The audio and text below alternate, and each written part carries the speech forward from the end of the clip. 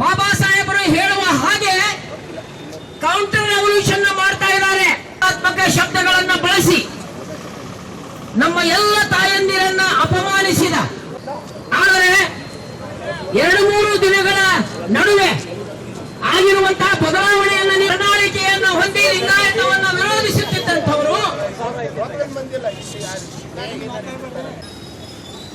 ಅವರಿಗೆ ತೊಂದರೆ ಆಗಿರುವಂತಹದ್ದು ಯಾಕೆ? ಇಲ್ಲಿವರೆಗೆ ಈ ಮಟ್ಟದ ವಿರೋಧವನ್ನು ಅವರು ಯಾಕೆ ಮಾಡಲಿಲ್ಲ?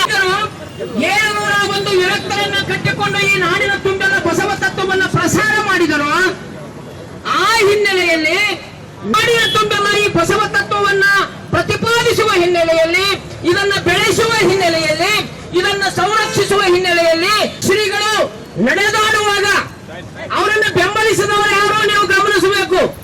ಕಲ್ಯಾಣದ 12ನೇ ಕುಂದು ತರುವ ರೀತಿಯಲ್ಲಿ ನಡೆದುಕೊಂಡ ಕಾಡಸಿದ್ದೇಶ್ವರನಿಗೆ ಹೇಳಿದಿಕ್ಕಾರ. ನಮ್ಮ ತಾಯಂದಿರನ್ನ ಅಪನಿಂದಿಸಿದ ಕಾಡಸಿದ್ದೇಶ್ವರನಿಗೆ ಹೇಳಿದಿಕ್ಕಾರ. ಬಸವ ತತ್ವಾನುಯಾಯಿಗಳಿಗೆ ಅಪಮಾನ ಮಾಡಿದ ಕಾಡಸಿದ್ದೇಶ್ವರನನ್ನ ಪೀಠದಿಂದ ತೊಲಗಿಸುವ ಈ ಅಭಿಯಾನಕ್ಕೆ ಜಯವಾಗಲಿ ಎಂದು ಹೇಳಿ ಜಯವಾಗಲಿ. ಪೀಠ ತ್ಯಾಗ ಮಾಡಲೇಬೇಕು.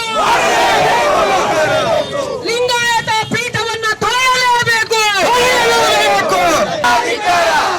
ಸಂವಿಧಾನದ ಶಬ್ದಗಳನ್ನ ಬಳಸಿದ ಕಾಡಸಿದ್ದೇಶ್ವರನಿಗೆ ಹೇಳಿದಿಕ್ಕಾರ.